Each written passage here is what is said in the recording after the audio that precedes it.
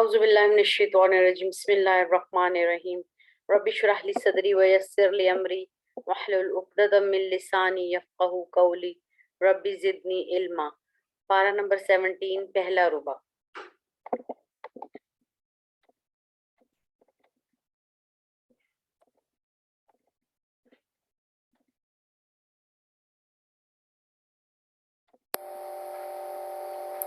بسم اللہ الرحمن الرحیم اقترب للناس حسابهم وهم فی غفلۃ معرضون قریب آ گیا لوگوں کے لیے ان کا حساب اور وہ غفلت میں منہ پھیر رہے ہیں۔ قریش اور باقی دنیا کے بگاڑ کا سب سے بڑا سبب دنیا کے بارے میں ان کا غلط تصور تھا، اور وہ یہ سمجھتے تھے کہ اس دنیا کو اس کے پیدا کرنے والے نے بغیر کسی مقصد کے پیدا کیا ہے، اور اگر اس کا کوئی مقصد ہے تو وہ اس کے سوا کچھ بھی نہیں کہ باقی مخلوقات کی طرح انسانوں کو پیدا کیا گیا ہے تاکہ وہ زمین پر اپنی مرضی کی زندگی گزاریں، کھائیں پئیں، عیش کریں اور جو چاہیں کریں، اور اپنا اپنا وقت گزار کر موت کا شکار ہو جائیں۔ اسی غلط فہمی کی وجہ سے قریش کو ان کے غیر سنجیدہ رویے پر بار بار توجہ دلانے کے باوجود ان پر کوئی اثر نہیں ہو رہا تھا۔ وہ ہر وقت ہر بات کو ایک مذاق سمجھتے تھے، اور یہ بات کہ ایک دن دنیا کی بساط لپیٹ دی جائے گی اور اول تا آخر اس دنیا میں پیدا ہونے والے تمام انسان زندہ کیے جائیں گے، ایک محشر بپا ہوگا اور ہر شخص اپنا نامہ اعمال لے کر پہنچے گا، ایک ایک عمل کا حساب ہوگا اور اس حساب کے مطابق جزا اور سزا کا فیصلہ ہوگا۔ یہ بات کو وہ مذاق سمجھتے تھے۔ تو قریش یہ باتیں سن کر ازراہ مذاق یہ کہتے تھے کہ اربوں خربوں مخلوق نہ جانے کہاں پیدا ہوئی، کہاں مٹی میں ملی، اور اتنی بڑی تعداد میں مٹی بن جانے والے لوگوں کو دوبارہ زندگی کیسے مل سکتی ہے؟ اور اس سے بھی عجیب تر بات یہ ہے کہ ایک آدمی زندگی میں بے شمار اعمال انجام دیتا ہے، یہ کیسے ممکن ہے کہ ایک ایک عمل کا ریکارڈ رکھا جائے اور پھر قیامت کے دن اس ریکارڈ کو نامہ اعمال کی صورت میں ایک ایک آدمی کے ہاتھ میں دے کر کہا جائے کہ خود اسے پڑھ کے دیکھو کہ تم دنیا میں کیسی زندگی گزار کے آئے ہو۔ یہ سراسر ایسی باتیں ہیں جن کی حیثیت خیالی تصورات سے زیادہ نہیں۔ ان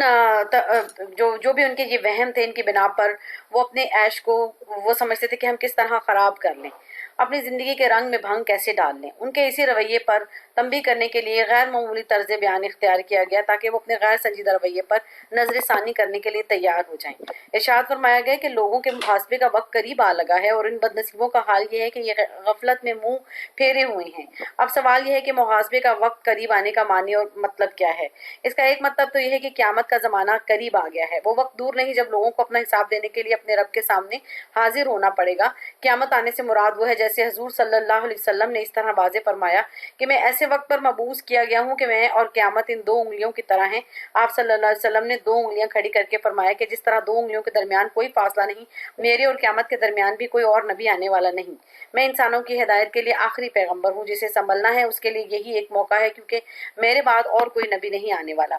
رہی یہ بات کہ حضور صلی اللہ علیہ وسلم کی دعوت کو 14 صدیاں گزر گئیں اور قیامت قریب ہوتی تو اب تک آ چکی ہوتی، لیکن یہ محض ہماری قلت فکر کا نتیجہ ہے، کیونکہ کائنات اور انسانی زندگی ایسی حقیقت نہیں جسے ہم اپنے حساب کے پیمانوں سے ناپ سکیں۔ جس طرح کائنات کی وسعتیں آج تک علم کی پیدائش میں نہیں آ سکیں، اسی طرح اس کا زمانہ بھی ہمارے اندازوں میں آنے والا نہیں۔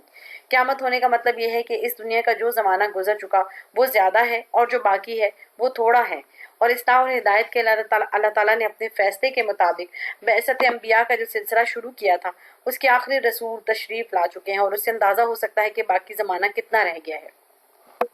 رہا 14 صدیوں کے گزر جانا تو ہم اپنے اندازوں میں اسے کتنا بھی زیادہ سمجھیں، لیکن کائنات کے سفر میں یہ ایک مختصر زمانہ ہے۔ معراج کے سفر میں حضور صلی اللہ علیہ وسلم کو دنیا ایک بڑھیا کی شکل میں دکھائی گئی تھی۔ حضرت جبرائیل علیہ السلام نے بتایا کہ حضور صلی اللہ علیہ وسلم آپ اس دنیا کی عمر کا اندازہ کر سکتے ہیں، اس کا بچپن، لڑکپن، جوانی اور ڈھلتی عمر کا زمانہ گزر چکا ہے، اب یہ بڑھاپے میں ہے۔ ظاہر ہے کہ گزرے ہوئے زمانے کی نسبت اب اس کا خاتمہ قریب ہے۔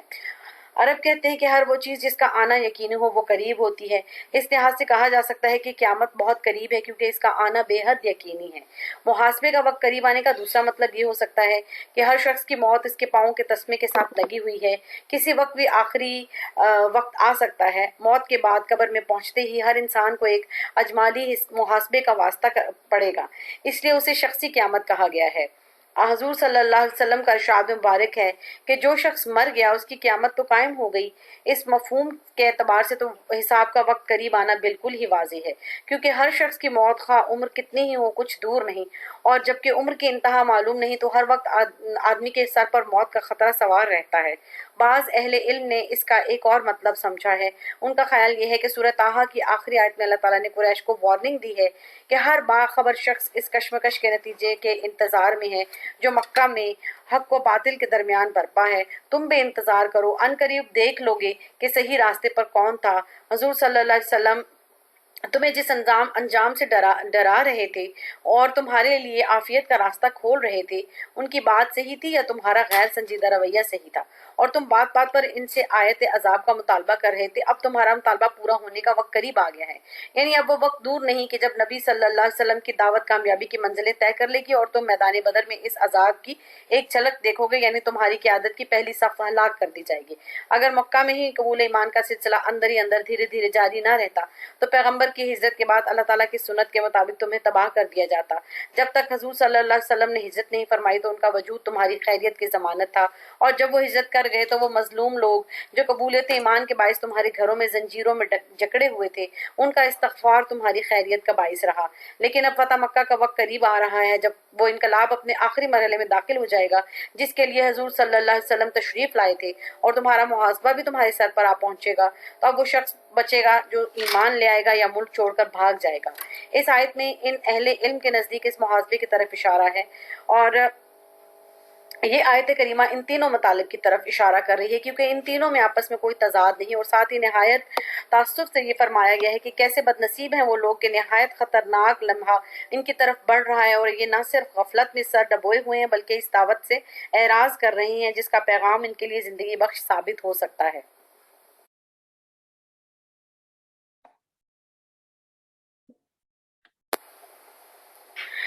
پھر ارشاد ہوتا ہے ما یأتیہم من ذکر من ربہم محدث الا استمعوہ وہم یلعبون، ان کے پاس نہیں آتی کوئی نصیحت ان کے رب کی طرف سے نئی مگر وہ اسے سنتے ہیں اور وہ کھیلتے ہیں۔ اس آیت میں ان کے اعراض کی کیفیت بیان فرمائی گئی ہے کہ ان کا وہ اعراض جس کے پس منظر میں ان کی غفلت، ان کا غیر سنجیدہ رویہ کار فرما ہے، اپنے اندر لا ابالی پن کے ساتھ شرارت کا پہلو رکھتا ہے۔ قرآن کریم انہیں بار بار ان کے غلط رویے پر ٹوکتا ہے اور مختلف اسلوب سے ان کو تنبیہ کرتا ہے، لیکن ان کا حال یہ ہے کہ جب بھی کوئی نئی صورت نازل ہوتی ہے وہ ان کے لیے نئی یاد دہانی ہوتی ہے، بجائے اس کی طرف توجہ دینے کے سننا بھی گوارا نہیں کرتے، اور اگر سنیں تو نہایت تکلف سے اور ساتھ ہی ساتھ اس کا مذاق بھی اڑائیں گے۔ ظاہر ہے کہ جو بات اس قدر غیر سنجیدہ رویے سے سنی جائے وہ کیسے مؤثر ہو سکتی ہے۔ یوں بھی کہا جا سکتا ہے کہ سننے والے اس سے کوئی اثر قبول نہیں کر سکتے۔ حضور صلی اللہ علیہ وسلم انتہائی ہمدردی، خیر خواہی اور فکر مندی کے جذبات کے ساتھ ان کے سامنے قرآن کے آیات پڑھتے ہیں اور ان زندگی کے مقاصد سے بہرور کرنے کی کوشش کرتے ہیں، مگر وہ ان کی باتوں کا اثر قبول کرنے کی بجائے ان کا مذاق اڑاتے ہیں، اور وہ سمجھتے ہیں کہ دنیا ایک کھیل تماشا ہے اور یہاں ہم اپنی مرضی کے مطابق اپنا جو دل چاہے گا وہ کریں گے، اور اس سے بڑھ کر حماقت کی اور کیا بات ہوگی کہ ہم ایسی بات کو قبول کر لیں کہ ایک ایسی زندگی آنے والی ہے جس میں ہمارے اعمال کا حساب لیا جائے گا۔ تو اس طرح کے ان کے خیالات تھے، چنانچہ اس تاثر کے تحت وہ حضور صلی اللہ علیہ وسلم کی دعوت پر کان لگانے کو تیار نہیں ہوتے۔ پھر ارشاد ہوتا ہے کہ لاہیتن قلوبہم واسر النجوى الذین ظلموا هل هذا الا بشر مثلکم افتأتون السحر وانتم تبصرون، غفلت میں ہیں ان کے دل اور چپکے بات کی سرگوشی، اور وہ لوگ جنہوں نے ظلم کیا، کیا یہ مگر ایک بشر تم ہی جیسا، کیا بس تم آؤ گے جادو اور تم دیکھتے ہوئے؟ یعنی ان کے دل غفلت میں مدہوش ہیں اور ظالم آپس میں سرگوشیاں کرتے ہیں کہ یہ شخص تم جیسا ایک بشر ہی تو ہے، تو کیا تم آنکھوں دیکھے جادو کے پھندے میں پھنس جاؤ گے؟ اس آیت کے پہلے جملے میں پچھلی آیت کے ان کے رویے کی وجہ بیان کی گئی ہے کہ یہ لوگ قرآن جیسی مؤثر کتاب اور حضور صلی اللہ علیہ وسلم جیسی شخصیت کی دعوت کا اس لیے مذاق اڑاتے ہیں کہ ان کے دل غفلت میں ڈوبے ہوئے ہیں۔ جس طرح ایک مدہوش شخص کسی کی بات کو سمجھنے کی صلاحیت سے محروم ہو جاتا ہے، اسی طرح یہ بھی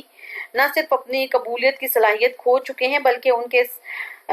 سردار اور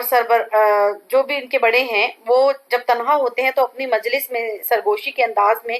اس دعوت کے خلاف سازش کرتے ہیں، اور چونکہ اپنی آنکھوں سے دیکھ رہے ہیں کہ اس دعوت کے اثرات آہستہ آہستہ لوگوں میں پھیل رہے ہیں، حضور صلی اللہ علیہ وسلم کی دل آویز شخصیت لوگوں کے دلوں میں اترتی جا رہی ہے، اور قرآن کے الفاظ کی تاثیر ہزار کوششوں کے باوجود دلوں کے بند دروازوں کو کھول رہی ہے، تو وہ آپس میں اس کا راستہ روکنے کے لیے نئی نئی تدبیریں سوچتے اور نئی نئی چالیں ایجاد کرتے ہیں تاکہ لوگوں میں اس دعوت کے پھیلاؤ کو روکا جا سکے۔ چنانچہ اس کے لیے انہوں نے جو سازشیں تیار کی ان میں سے ایک بات یہ تھی کہ انہوں نے لوگوں کو یہ سمجھانے کی کوشش کی تو کہ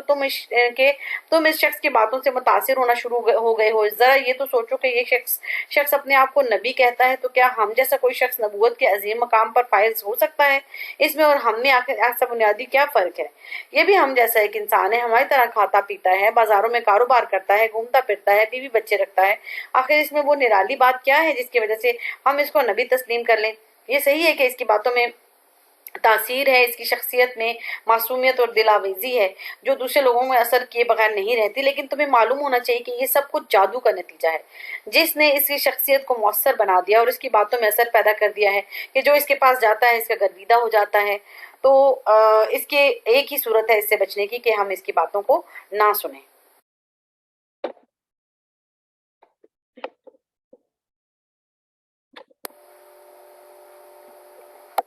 پھر ارشاد ہوتا ہے کہ قال ربی یعلم القول فی السماء والارض وهو السمیع العلیم، تو آپ صلی اللہ علیہ وسلم نے فرمایا کہ میرا رب آسمان اور زمین میں ہونے والی ہر بات کو جانتا ہے اور وہ خوب سننے والا اور جاننے والا ہے۔ یعنی جو بھی قریش ان پر اعتراض کر رہے ہیں نبی پاک صلی اللہ علیہ وسلم کی ذات پر، تو آپ ان کے جواب میں یہی کہہ رہے ہیں کہ میرا رب ہی جانتا ہے جو بھی سچ بات ہے، وہ کیونکہ وہ زمین و آسمان کی ہر بات کو وہی جانتا ہے۔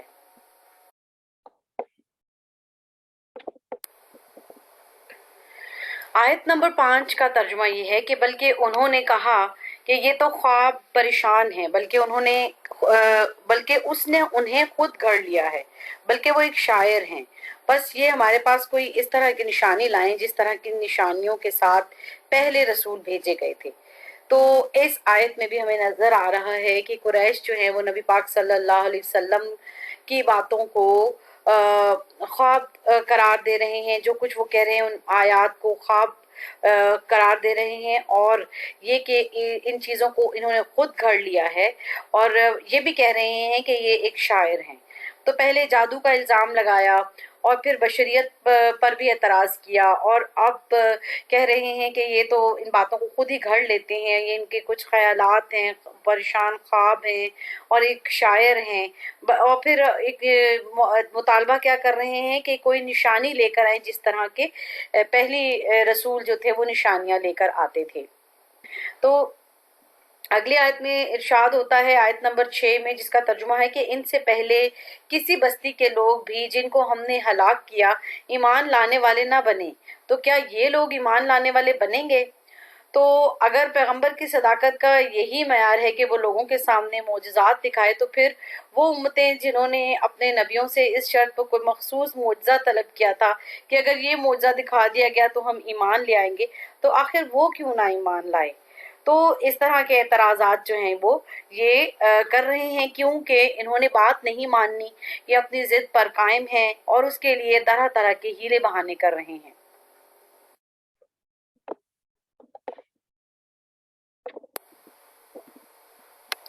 آیت نمبر 7 کا ترجمہ ہے کہ اور آپ صلی اللہ علیہ وآلہ وسلم سے پہلے ہم نے رسول بنا کر نہیں بھیجا مگر مردوں کو جن کی طرف ہم وحی کرتے تھے، تو تم اہل علم سے پوچھ لو اگر تم نہیں جانتے۔ تو اب اللہ تعالیٰ ان کے اعتراض کا جواب دے رہے ہیں کہ تمہیں اگر اس بات پر یقین نہیں آتا کہ ہم مردوں کو رسول بنا کر بھیجتے ہیں تو تم اہل علم سے پوچھ لو، یعنی اہل کتاب سے پوچھ لو۔ اور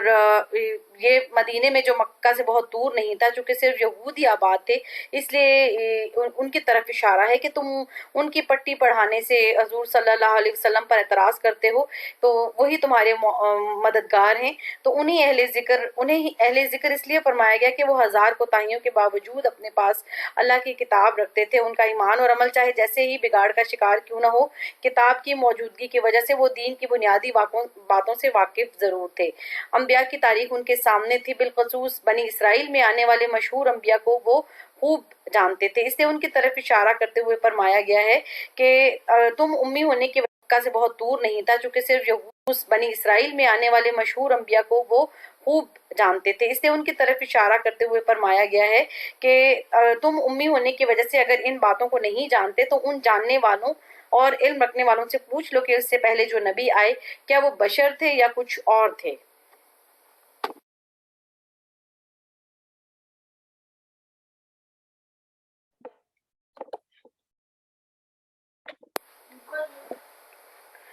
آیت نمبر 8 کا ترجمہ ہے کہ اور ہم نے ان کے ایسے جسم نہیں بنائے کہ وہ کھانا نہ کھاتے ہوں اور نہ ہی وہ ہمیشہ رہنے والے تھے. تو انبیاء کے بارے میں اللہ تعالیٰ فرماتے ہیں کہ ان کو ایسا نہیں بنایا ہم نے کہ وہ کھانا کھانے والے نہ ہوں اور نہ وہ ہمیشہ رہنے والے ہوں. تو ان کو ایک بشر ہی کے روپ میں، بشر ہی کے طور پر پیدا کیا گیا جو کہ کھانا بھی کھاتے تھے اور ان کو موت بھی آتی تھی. آیت نمبر 9 میں اللہ تعالیٰ کا ارشاد ہے جس کا ترجمہ ہے کہ اور پھر ہم نے ان سے اپنا وعدہ پورا کیا اور ان کو اور جن کو ہم چاہتے ہیں نجات دی اور حدود سے تجاوز کر جانے والوں کو ہلاک کر دیا. تو اس آیت میں اللہ تعالیٰ یہ کہہ رہے ہیں کہ ہم انبیاء سے اپنا وعدہ پورا کرتے ہیں، جس کو چاہتے ہیں ہم نجات دیتے ہیں، اور جو حد سے تجاوز کر جاتی ہے جو قوم تو اس کو ہم ہلاک کر دیتے ہیں. تو یہاں پر اللہ تعالیٰ کا ایک دائمی اصول جو ہے وہ نظر آتا ہے کہ ایمان لانے والوں کو اللہ تعالیٰ بچا لیتے ہیں، اور جو حد سے گزر جاتی ہے قوم ان پر اللہ تعالیٰ عذاب نازل کرتے ہیں. تو اسی حوالے سے ان لوگوں کو بھی اللہ تعالیٰ یہ تنبیہ کر رہے ہیں کہ اگر تم نے نبی کی بات نہ مانی تو اور یا پیغمبر پر ایمان نہ لائے اور اپنی جو ہے نافرمانیاں اسی طرح جاری رکھیں تو تم پر بھی عذاب کا کوڑا برسے گا.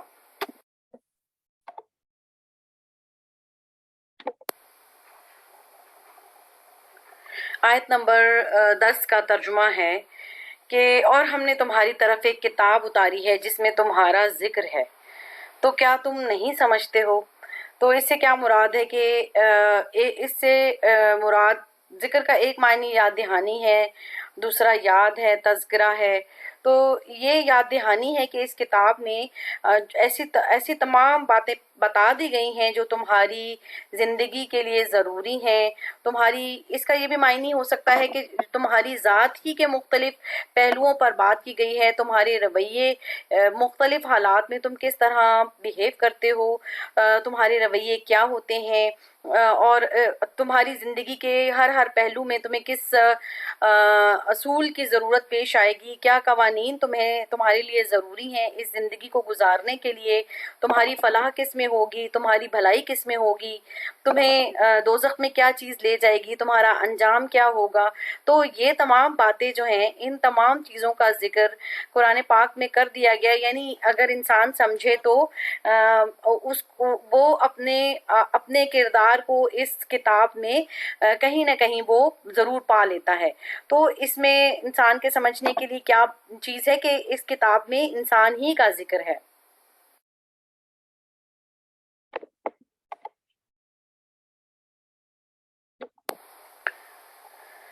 آیت نمبر 11 کا ترجمہ ہے کہ اور کتنی ہی بستیاں ہیں جن کو ہم نے پیس کر رکھ دیا، جن کے لوگ اپنی جانوں پر ظلم ڈھانے والے تھے اور ان کے بعد دوسرے لوگ اٹھا کھڑے کیے. تو قریش کو اللہ تعالیٰ یہ باور کرا رہے ہیں کہ جس طرح تم ایک بستی کے طور پر، ایک قوم کے طور پر یہاں آباد ہو، تم سے پہلے بھی کئی بستیاں تھیں، تم ان کے بارے میں خوب جانتے ہو، علم رکھتے ہو کہ ان کو کس طرح ان کو نیست و نابود کر دیا گیا، اور ان کو نیست و نابود کرنے کی کیا وجہ تھی کہ وہ بھی رسولوں کے پیغام کو نہیں مانتے تھے، ان کی دعوت کو قبول کرنے کی بجائے ظلم کا راستہ اپناتے تھے، اللہ تعالیٰ کے سامنے جھکنے کی بجائے شیطان کی بندگی کرتے تھے، اپنے نفس کے تقاضوں کی پیروی کرتے تھے. تو اللہ تعالیٰ نے ان کو تباہ و برباد کر کے رکھ دیا. تو اسی طرح اگلی آیت میں اللہ تعالیٰ اسی کنٹینیوشن میں فرماتے ہیں کہ آیت 12 میں کہ اور جب انہوں نے ہمارا عذاب محسوس کیا تو لگے وہاں سے بھاگنے. کہ پہلے تو وہ نبیوں کا مذاق اڑاتے، اور جب پھر عذاب کی جو دھمکی، عذاب کے بارے میں اس کا بھی مذاق اڑاتے اور کہتے کہ آخر وہ عذاب کہاں رہ گیا ہے، آخر وہ آ کیوں نہیں رہا۔ جب عذاب کے آثار ظاہر ہونے لگتے تو پھر اسے جب وہ ان کے سروں پر آ پہنچتا تو اس سے بچنے کے لیے ادھر ادھر بھاگنے لگتے کہ شاید ہمارے لیے کوئی چیز پناہ بن جائے۔ اور جب اس کی پناہ میں لیکن جب انہیں اس چیز کی لیکن انہیں اس چیز کی خبر نہیں تھی کہ جب اللہ کا عذاب آ جاتا ہے تو پھر دنیا کی کوئی طاقت اسے نہیں بچا سکتی، اور جب وہ دبوچ لیتا ہے تو کوئی اس کے چنگل سے نہیں نکل سکتا۔ تو تم بھی اہل مکہ، اہل قریش والو، تم بھی آج اسی خود فریبی میں مبتلا ہو جس میں وہ مبتلا تھے۔ تم بھی اسی کے انتظار میں ہو کہ عذاب تمہارے دروازوں پر آ پہنچے۔ اگر خدا نخواستہ ایسا ہو گیا تو یاد رکھو کہ تمہیں کوئی پناہ نہیں دے سکے گا۔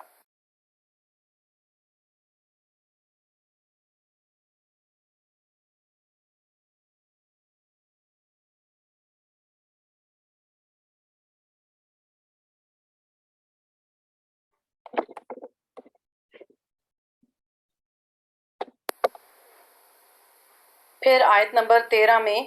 ارشاد ہوتا ہے، جس کا ترجمہ ہے کہ ہم نے کہا اب مت بھاگو اور واپس لوٹو اپنے عیش کے سامانوں اور اپنے مکانوں کی طرف تاکہ تم سے باز پرس کی جائے۔ تو اب اللہ تعالیٰ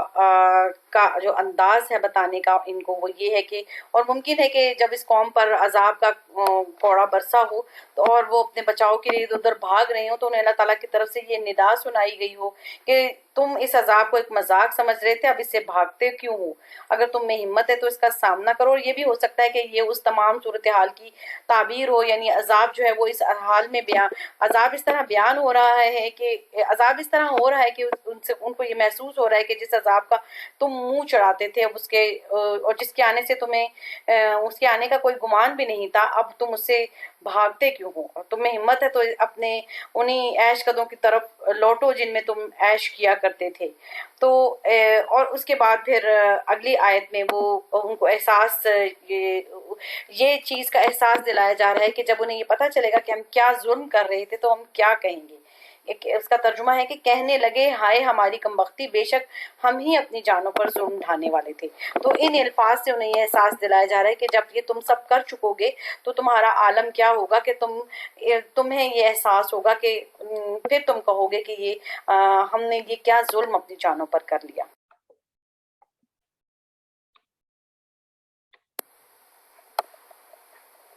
بس وہ یہی پکارتے رہے یہاں تک کہ ہم نے انہیں کٹے ہوئے کھیت اور بجھی ہوئی آگ کی مانند کر دیا۔ یعنی ان کی تباہی کا یہ عالم جس مثال سے سمجھایا گیا کہ جیسے کٹے ہوئے کھیت پڑے ہیں اور بجھی ہوئی آگ، یعنی آگ اور اس کی پھر راکھ جب بن جاتی ہے اور آگ بجھ جانے کے بعد وہ جو راکھ پڑی ہے، یعنی کچھ بھی نہیں بچا۔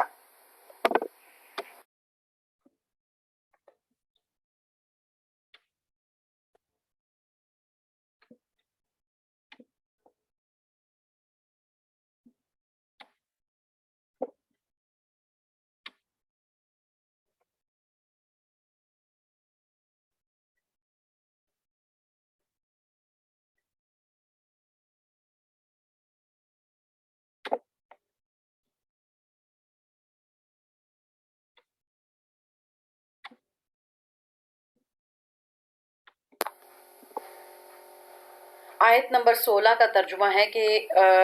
اور ہم نے آسمان اور زمین کو اور جو کچھ ان کے درمیان ہے کھیل تماشے کے طور پر پیدا نہیں کیا۔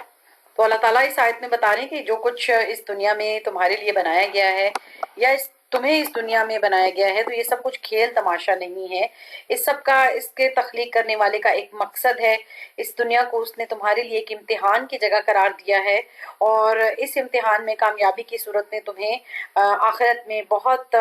اعلیٰ مقام اور بہترین نتائج ملنے والے ہیں، اور اس میں پورا نہ اترنے کی صورت میں آخرت میں تمہیں انتہائی بھیانک انجام سے دوچار ہونا پڑے گا۔ تو اس کے بارے میں اللہ تعالیٰ بتا رہے ہیں. اور ساتھ ہی اگلی آیت میں آیت 17 میں اللہ تعالیٰ کہتے ہیں کہ اگر ہم چاہتے کہ ہم بنائیں کوئی کھیل تماشا تو یقیناً ہم بنا لیتے اسے اپنے پاس سے. اگر ہم ہوتے کرنے والے تو ہمیں کوئی کیا چیز روک سکتی تھی کہ اگر ہم نے صرف کھیل تماشے کے لیے ایک چیز بنانی ہوتی تو جہاں ہم یہ تمام کاروبار دنیا، یہ تمام زندگی کی رونق قائم کر سکتے ہیں، تو کیا ہمارے لیے وہ مشکل تھا کہ ہم ایک دنیا ایسی قائم کرتے جو صرف ایک کھیل تماشے کے لیے ہوتی.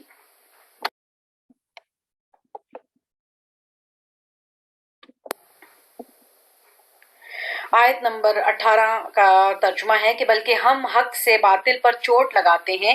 پس وہ اسے کچل دیتا ہے، پھر وہ دیکھتے دیکھتے نابود ہو جاتا ہے، اور تمہارے لیے تباہی ہے ان باتوں کی وجہ سے جو تم بیان کرتے ہو. اس آیت کے دو مفہوم بتائے گئے ہیں کہ اس کے دو مطلب ہیں. ایک مطلب یہ کہ یہ دنیا ایک سنجیدہ نظام سے چل رہی ہے اور انسان کے سرشت میں نیکی کا پہلو بھی ہے، بدی کی طرف بھی اس کا میلان بڑھتا ہے. جب نیکی کے لیے کام کرنے والے نیکی کے فروغ میں کوتاہی کرتے ہیں تو اس وقت اس کا بدی کی طرف میلان اس وقت بڑھتا ہے جب نیکی کے کرنے والے نیکی کو فروغ دینے والے کوتاہی برتتے ہیں. تو اس کائنات کی سرشت کے مطابق کوئی باطل چیز یہاں جم نہیں سکتی. باطل یہاں جب بھی سر اٹھاتا ہے حقیقت سے اس کا تصادم ہو کر رہتا ہے اور آخرکار وہ مٹ کر ہی رہتا ہے. حق و باطل کی یہ کشمکش کبھی مختلف نتائج دیتی ہے، اس کی وجہ اہل حق کی ناکامی ہوتی ہے، ورنہ حق کبھی سرنگوں نہیں ہوتا. جب بھی اہل حق کی پیروی میں اخلاص کا ثبوت دیتے ہیں، حق کی سربلندی میں جان تک لڑاتے ہیں، تو باطل ان کے سامنے کبھی نہیں ٹھہر سکتا. اس حقیقت کے حوالے سے قرآن سے یہ کہا جا رہا ہے کہ اگر تم آج باطل کا ساتھ دے کر اپنی قسمت باطل کے ساتھ وابستہ کر لو گے تو اللہ تعالیٰ کے رسول کا یہ قافلہ جو حق کے علمبرداروں کا قافلہ ہے، ایک وقت آئے گا کہ تم اس کے ہاتھوں پٹ جاؤ گے، اور اگر تم نے اپنی نام نہاد قوت سے کام لے کر اس کو یہاں سے نکلنے پر مجبور کر دیا تو کوئی تعجب نہیں کہ اللہ تعالیٰ کا عذاب تمہاری قوت کو توڑ ڈالے. اور اگر تمہارے سامنے ہی ان عذاب شدہ قوموں کی تاریخ ہے اور انہوں نے بھی تمہاری طرح اس کائنات کو محض تماشا سمجھا تو اللہ تعالیٰ نے ان کو عذاب سے دوچار کر دیا. اس لیے تمہارے لیے عقل کا راستہ یہ ہے کہ تم حقیقت کو سمجھو، اللہ تعالیٰ کے رسول کی دعوت کو قبول کرو، اور اسی میں عافیت اور کامیابی ہے. دوسرا مطلب اس آیت کا یہ بھی ہو سکتا ہے کہ دنیا میں ہمیشہ حق و باطل کی کشمکش جاری رہتی ہے. اللہ تعالیٰ حق کے ساتھ ساتھ باطل کو بھی مہلت دیتا رہتا ہے، لیکن اس کا یہ مطلب نہیں کہ اس کی نگاہ میں حق و باطل دونوں یکساں ہیں، بلکہ باطل کا باقی رہنا صرف اس لیے ہے تاکہ انسان کا امتحان جاری رہے کہ کون حق کو اختیار کرتا ہے، کون باطل کی پرستش کرتا ہے. بالآخر ایک دن آئے گا جب پروردگار حق کا ہتھوڑا باطل کے سر پر اس طرح ماریں گے کہ وہ باطل کا بھیجا نکال کر رکھ دے گا. اور پھر اس کے بعد جملے میں فرمایا کہ تم آج جو کچھ کہہ رہے ہو اور کر رہے ہو اس وقت تمہیں اندازہ ہوگا کہ اس کے نتیجے میں کیسی تباہی تمہارا مقدر بنتی ہے.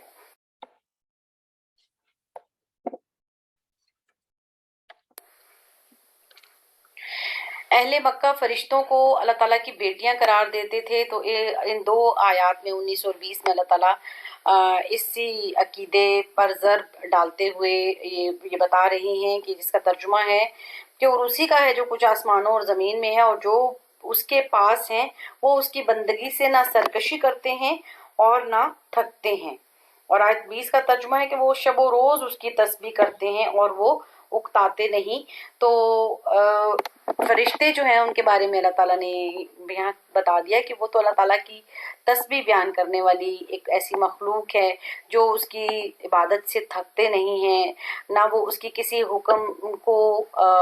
پامال کرتے ہیں، اس کی حکم عدولی کا سوچ سکتے ہیں، اس کے تمام احکامات کی بجا آوری کرنے میں کسی بھی قسم کی سستی سے کام نہیں لیتے. اور اہل مکہ تم کیا کرتے ہو کہ تم اللہ تعالیٰ کے ذات میں شرک کرتے ہو اور اللہ تعالیٰ کی بیٹیاں ان کو قرار دیتے ہو.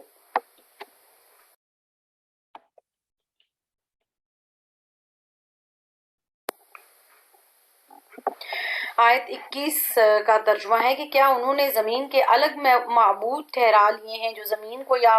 مردوں کو زندہ اور شاداب کرتے ہیں. تو اس آیت میں مشرکین کے ایک اور عقیدے کی طرف اشارہ ہے کہ وہ یہ سمجھتے تھے کہ وہ یہ ضرور مانتے تھے کہ کائنات کا خالق اور مالک اللہ تعالیٰ ہے اور اس کائنات کی دیکھ بھال کرتا ہے اور ان کے لیے احکامات جاری کرتا ہے، لیکن زمین سے آسمان اور پھر اس کا عرش عظیم اس قدر دور ہے کہ آسمانوں کے ساتھ ساتھ زمینوں کی نگہداشت کرنا بہت مشکل کام ہے. اس لیے پروردگار زمینوں کا انتظام دوسروں کے حوالے کر کے اس اہل زمین سے الگ ہو گیا ہے اب اس کی حاکمیت کا تعلق صرف آسمانوں سے ہے، زمین سے نہیں۔ تو اس آیت میں اللہ تعالیٰ اسی کی طرف اشارہ کر رہے ہیں کہ کیا زمین کا کوئی اور معبود ہے؟ اور پھر اسی چیز کو کی تردید کرتے ہوئے اگلی آیت میں اللہ تعالیٰ کا ارشاد ہوتا ہے، جس کا ترجمہ ہے کہ اگر ان دونوں کے اندر اللہ کے سوا اور خدا ہوتے تو یہ دونوں درہم برہم ہو کے رہ جاتے۔ تو اللہ عرش کا مالک ان چیزوں سے پاک ہے جو یہ بیان کرتے ہیں۔ تو اس آیت میں، ان آیات میں اللہ تعالیٰ ان کے اس عقیدے کی نفی کرتے ہیں، تردید کرتے ہیں۔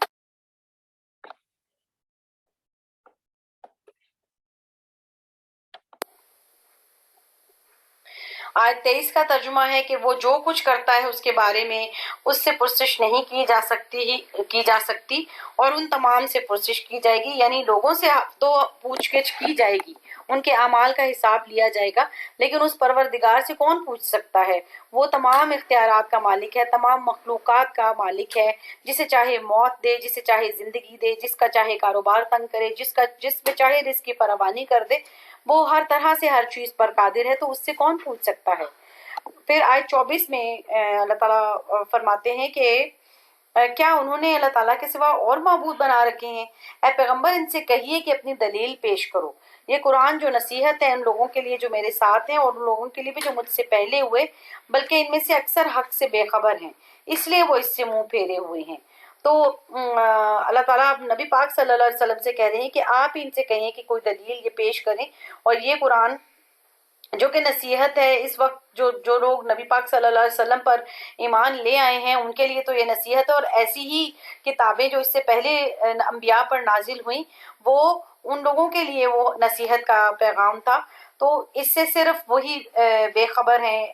وہ بے خبر ہیں جو اس سے منہ پھیرے ہوئے ہیں، وہ حق سے اصل میں بے خبر ہیں، اس لیے وہ اس سے منہ پھیرے ہوئے ہیں۔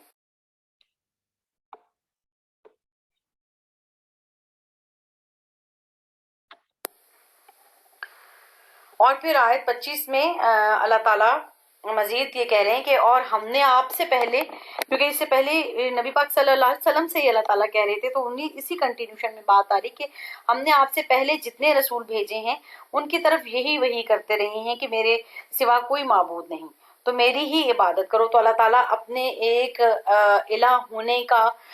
یہاں پھر مشرکین کو اسی چیز کی طرف اشارہ کر رہے ہیں، اپنے وحدانیت کے بارے میں بتا رہے ہیں کہ میری ہی عبادت کرو اور اس کے علاوہ کوئی الہ نہیں۔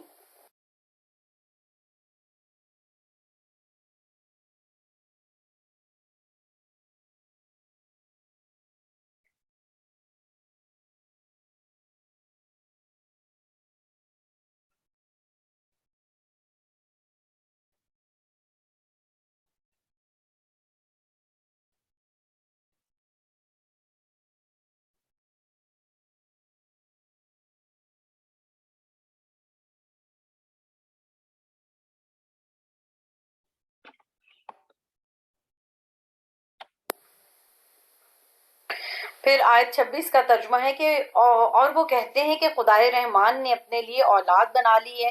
وہ ان باتوں سے پاک ہے، بلکہ وہ خدا کے مقرب بندے ہیں۔ یہاں پر عباد مکرمون جو ہے وہ فرشتوں کو کہا گیا ہے، اور اگلی آیت 27 میں انہی کے بارے میں مزید کہا گیا ہے کہ نہیں وہ پہل کرتے اس سے بات کرنے میں اور وہ اس کے حکم پر عمل کرتے ہیں، یعنی وہ تو اللہ تعالیٰ کے احکامات پر عمل پیرا ہونے والی ہستیاں ہیں، اور وہ ہر وقت اس کے حکم کی تعمیل کرتے رہتے ہیں۔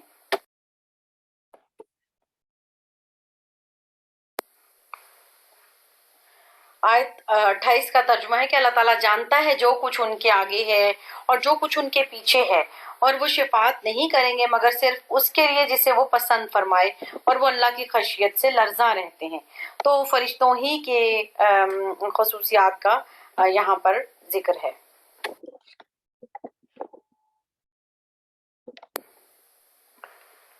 آیت 29 کا ترجمہ ہے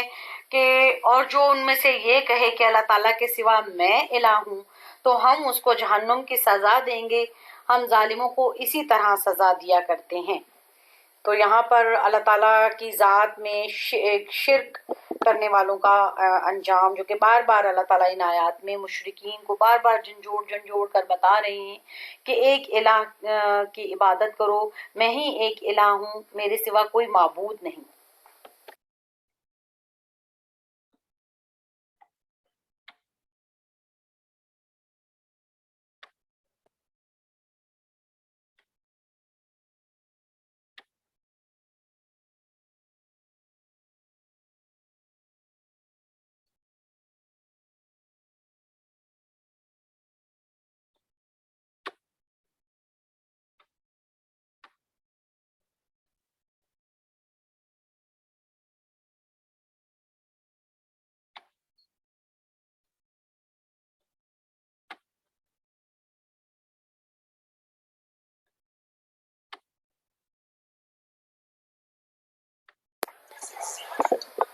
آیت نمبر 30 میں ارشاد ہوتا ہے جس کا ترجمہ ہے، کیا ان کفر کرنے والوں نے کبھی غور نہیں کیا کہ آسمان اور زمین آپس میں ملے ہوئے تھے، پھر ہم نے ان کو الگ الگ کر دیا اور ہم نے پانی سے ہر زندہ چیز پیدا فرمائی، کیا وہ اب بھی ایمان نہیں لاتے؟ تو اس آیت میں اس سے پچھلے آیات میں اللہ تعالیٰ نے اپنی توحید کے دلائل اور ان پر بات کرنے کے بعد اب ان کفار کو قدرت کی نشانیاں دکھائی جا رہی ہیں اور ایسی بات بتائی جا رہی ہے جو ان کے عام مشاہدے میں آتی ہے، یعنی آسمان و زمین جس کو وہ ہر وقت دیکھتے ہیں، اور پانی اور ہر زندہ چیز جس کو وہ خود بھی محسوس کرتے ہیں کہ وہ کس طرح سے پیدا ہوئی ہے۔ تو اس کے بارے میں اللہ تعالیٰ نے فرمایا کہ ہر زندہ چیز کو پانی سے پیدا کیا گیا، اور یہ جو آسمان اور زمین تم اپنے ارد گرد دیکھتے ہو یہ ہمیشہ سے ایسے نہیں تھے کہ یہ الگ الگ تھے، بلکہ یہ پہلے ملے ہوئے تھے۔ تو کیا ایسی نشانیاں دیکھنے کے بعد بھی تم ایمان نہیں لاؤ گے؟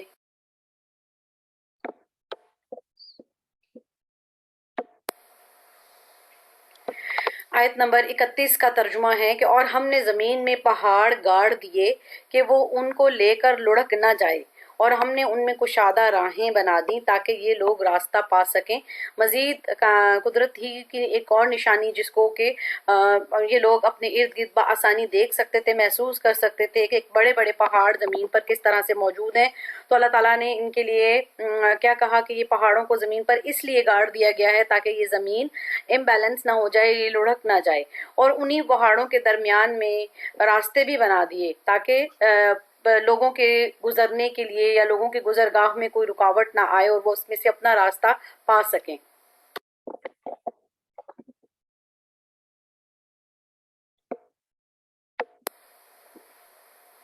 پھر اگلی آیات میں بھی اللہ تعالیٰ مزید قدرت کی مزید نشانیاں ان کے مشاہدے میں لا رہے ہیں۔ آیت نمبر 32 کا ترجمہ ہے کہ اور ہم نے آسمان کو ایک محفوظ چھت بنایا اور وہ لوگ اس کی نشانیوں سے روگردانی کیے ہوئے ہیں، یعنی آسمان کی نشانی دکھائی گئی اور اس کو ایک محفوظ چھت قرار دیا کہ بغیر ستونوں کے یہ کس طرح کے ایک پوری کائنات کے اوپر ایک چھت کی طرح، ایک سائبان کی طرح قائم ہے، اور ان کو ایک پروٹیکشن کا احساس ہوتا ہے اس سے، لیکن ان نشانیوں سے یہ روگردانی کیے ہوئے ہیں، ان کو دیکھ کر بھی اللہ تعالیٰ کی وحدانیت پر ایمان نہیں لاتے اور اس کی ذات میں شرک کرتے ہیں۔ اسی طرح آیت 33 میں اللہ تعالیٰ نے مزید ایسی نشانیاں دکھائیں جن کو یہ ہر روز صبح شام اپنے ارد گرد دیکھتے ہیں، اور وہی ہے جس نے رات اور دن، سورج اور چاند بنائے، سب اپنے اپنے مدار میں تیر رہے ہیں۔ اور ان کے ساتھ ہی ساتھ اللہ تعالیٰ یہاں پر سائنسی حقائق جو کہ جن سے ہم آج جن کو آج ہم معلوم کر سکے ہیں یا ان کے بارے میں چند حقائق جانتے ہیں، اللہ تعالیٰ نے اپنی کتاب میں یہ پہلے ہی بتا دیا کہ یہ تمام سورج، چاند، سیارے جو ہیں یہ اپنے اپنے مدار میں تیر رہے ہیں۔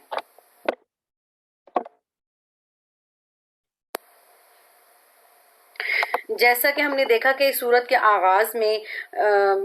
کفار نے یہ اعتراض اٹھایا تھا کہ یہ نبی صلی اللہ علیہ وسلم ایک بشر ہیں، اور ایک بشر کس طرح سے اللہ تعالیٰ کی طرف سے مبعوث کیا جا سکتا ہے ایک نبی کے طور پر۔ تو اسی کا یہاں پر جواب ہے اور اسی ریفرنس میں یہاں پر بات ہو رہی ہے، اور اس آیت کا ترجمہ ہے آیت 34 کا، اور ہم نے آپ صلی اللہ علیہ وآلہ وسلم سے پہلے بھی کسی انسان کو ہمیشہ کی زندگی نہیں بخشی، تو کیا اگر آپ انتقال کر جائیں تو کیا یہ لوگ ہمیشہ رہنے والے ہیں؟ یعنی ایسا نہیں ہوا کہ پہلے کسی ایسی مخلوق کو نبی کے طور پر بھیجا گیا جو ہمیشگی کی زندگی رکھتا تھا یا وہ بشر نہیں تھا۔ تو اسی طرح اے نبی صلی اللہ علیہ وسلم اور لوگوں کو بھی بتایا جا رہا ہے کہ آپ صلی اللہ علیہ وسلم بھی ہمیشہ کی زندگی لے کر نہیں آئے بلکہ ایک دن انتقال کر جائیں گے۔ اور اسی طرح آیت 35 میں اسی کنٹینیوشن میں اللہ تعالیٰ نے ارشاد فرمایا جس کا ترجمہ ہے کہ ہر نفس موت کا مزہ چکھنے والا ہے، اور ہم تم لوگوں کو دکھ اور سکھ دونوں سے آزما رہے ہیں، اور آخرکار تم سب کو ہماری طرف ہی لوٹ کے آنا ہے۔ تو یہ ایک ایسی حقیقت سے آگاہ کر دیا گیا کہ انبیاء ہوں یا عام انسان ہوں، ان سب کو موت کا مزہ چکھنا ہے، یہ بشر ہی ہیں، اور ہر بشر کی طرح انبیاء کو بھی موت کا مزہ چکھنا ہے۔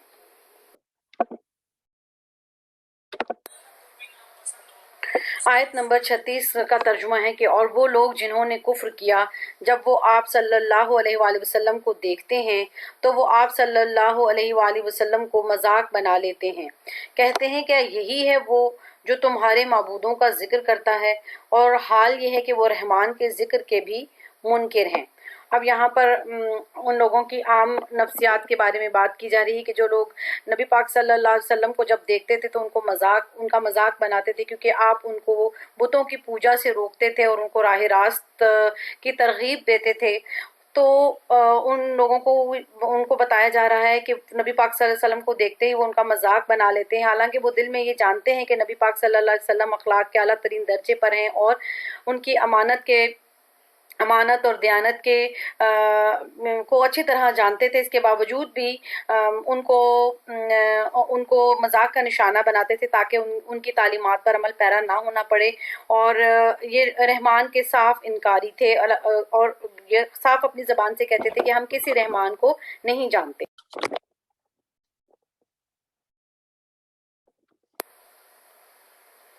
پھر اس کے بعد آیت نمبر 37 میں انسان کی انسان کا مزاج اور اس کی نیچر پر بات کرتے ہوئے اللہ تعالیٰ فرماتے ہیں کہ انسان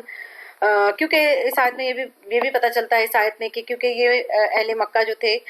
کفار، یہ نبی پاک صلی اللہ علیہ وسلم سے بار بار مطالبہ کرتے تھے کہ جس عذاب کا ڈراوا تم ہمیں دیتے ہو آخر وہ عذاب لے کیوں نہیں آتے، تو ان کو ہمیشہ اس عذاب کی جلدی ہوتی تھی۔ تو اسی کے بارے میں اللہ تعالیٰ ارشاد فرماتے ہیں کہ انسان کو جلدی کے خمیر سے پیدا کیا گیا ہے، تو میں تم لوگوں کو ان قریب اپنی نشانیاں دکھاؤں گا، سو تم مجھ سے جلدی کا مطالبہ نہ کرو۔ تو انسان کی نیچر میں یہ رکھ دیا گیا کہ وہ جلد باز ہے۔ جو انسان نیکیوں کی طرف راغب ہوتے ہیں وہ نیکیوں میں جلد باز ہوتے ہیں، جو انسان برائی کی طرف راغب ہے وہ برائیوں میں جلد باز ہوتے ہیں۔ تو یہ انسان کے سرشت میں رکھ دیا گیا ہے۔ تو اللہ تعالیٰ ان سے مخاطب ہو کر کہہ رہے ہیں کہ جو نشانیاں تم طلب کر رہے ہو ان قریب وہ نشانیاں میں تمہیں دکھاؤں گا۔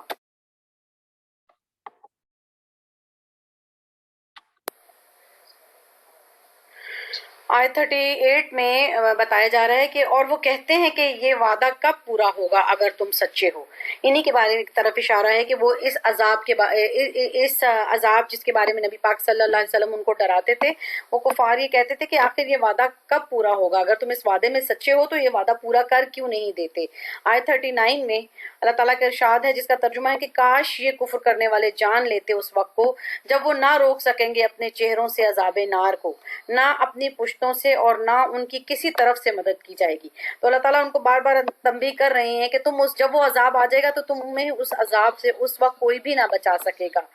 آیت 40 میں اللہ تعالیٰ کا ارشاد ہے جس کا ترجمہ ہے کہ بلکہ وہ اچانک ان پر آ دھمکے گی، سو انہیں بدحواس کر دے گی، پھر وہ نہ اسے رد کر سکیں گے اور نہ ہی انہیں مزید مہلت دی جائے گی۔ تو عذاب جو ہے وہ اچانک ان پر آئے گا، جب وہ آ جائے گا تو یہ بدحواس ہو جائیں گے، وہ اسے رد بھی نہ کر سکیں گے، نہ اس سے جان چھڑا سکیں گے، اور نہ اس وقت پھر یہ مہلت طلب کریں گے بھی تو انہیں کوئی مزید مہلت نہ دی جائے گی۔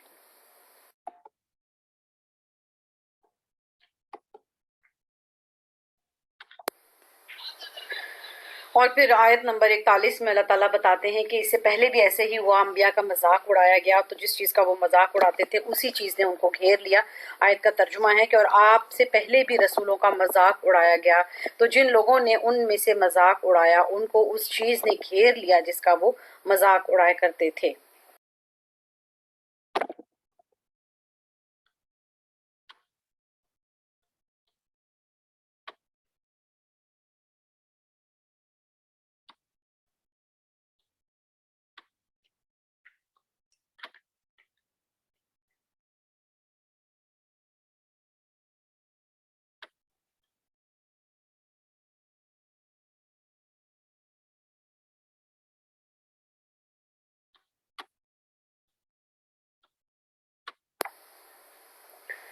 پھر آیت نمبر 42 میں اللہ تعالیٰ ان سے پوچھتے ہیں کہ کون تمہاری حفاظت کرتا ہے اگر اللہ تمہاری حفاظت نہ کرے تو۔ آیت کا ترجمہ ہے کہ اے پیغمبر ان سے پوچھئے رات اور دن خدائے رحمان کی پکڑ سے کون تمہاری حفاظت کر رہا ہے، بلکہ یہ لوگ اپنے رب کے ذکر سے روگردانی کر رہے ہیں، یعنی وہ خدا وہ رحمان جس نے تمہیں تخلیق کیا، جو تمہیں تمام تر نعمتیں دے رہا ہے، اور اگر وہ تمہیں پکڑنا چاہے اور تم پر عذاب کا کوڑا برسانا چاہے تو کون سی ذات ہے جو اس سے تمہاری حفاظت کر سکتی ہے۔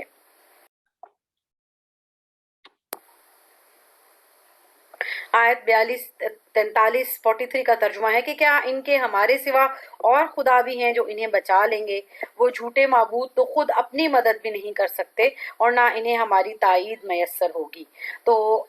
जिन माबूदों को ये जिन बुतों की ये पूजा करते हैं, जिनको इन्होंने अपना इला और माबूद बना रखा है, वो तो किसी भी काबिल नहीं है, वो तो खुद को भी नहीं बचा सकते, तो इन्हीं क्या बचाएंगे।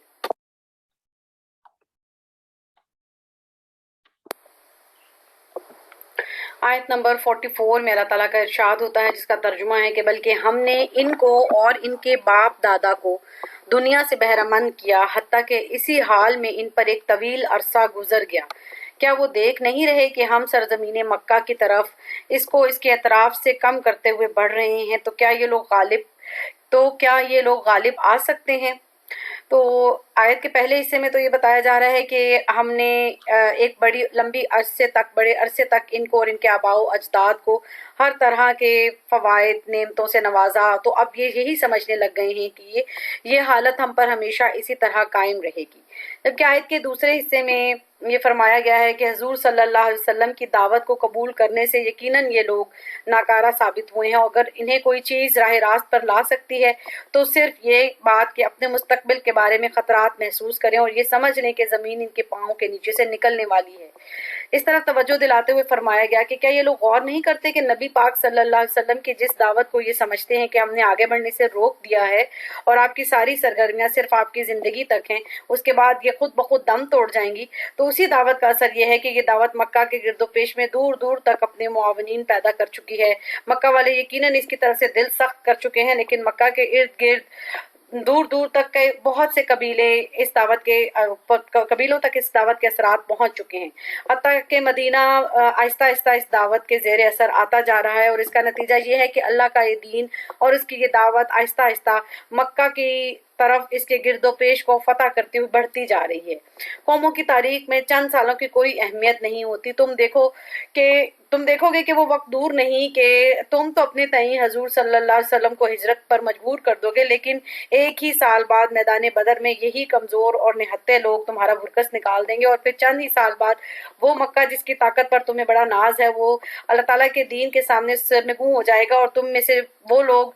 जो लोग इस दावत को कबूल करने से मुनकिर हैं, वो अल्लाह ताला के रसूल के सामने सल्लल्लाहु अलैहि वसल्लम के सामने हाथ बांधे जिंदगी की अमान की दरख्वास्त कर रहे होंगे और फिर उससे एक साल बाद ऐलान कर दिया जाएगा कि सरजमीन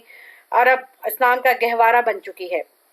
अब यहाँ इसके मानने वाले रहेंगे और इनकार करने वाले अरब की सरजमीन को छोड़ देंगे या कत्ल होने के लिए तैयार हो जाएं। और इस तरह से हक हर तरफ से जमीन को समेटता हुआ फातिहाना शान से अल्लाह ताला के घर की तरफ बढ़ेगा और हर कुव्वत अल्लाह ताला के किबरियाई के सामने सजदा रेज हो जाएगी।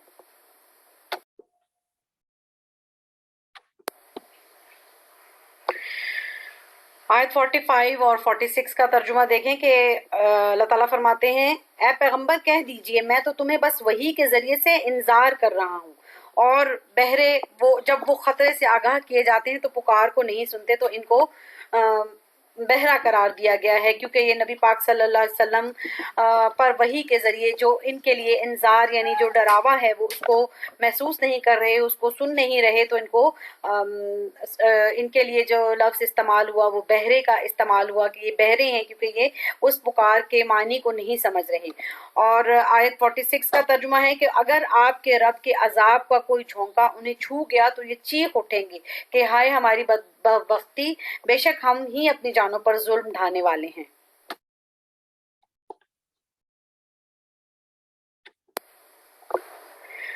अल्लाह ताला बार बार इनको ये बता रहे हैं कि क़यामत के दिन तुम्हारे हर अमल का हिसाब होगा, जो तुम शिर्क करते हो उसका भी हिसाब होगा। तो आयत 47 का तर्जुमा है कि और हम क़यामत के दिन इंसाफ के तराजू रखेंगे तो किसी जान पर ज़रा भी जुल्म नहीं किया जाएगा और अगर किसी का राई के दाने के बराबर भी कोई अमल होगा तो हम उसे भी ला हाजिर करेंगे और हम हिसाब लेने के लिए काफ़ी हैं।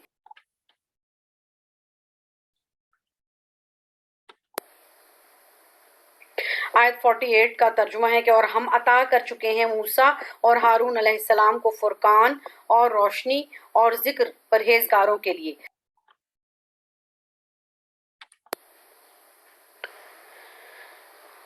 आयत 49 में अल्लाह ताला कहते हैं कि جو بن دیکھے اپنے رب سے ڈرتے ہیں اور وہ قیامت سے لرزاں اور ترساں رہتے ہیں، یعنی قیامت سے وہ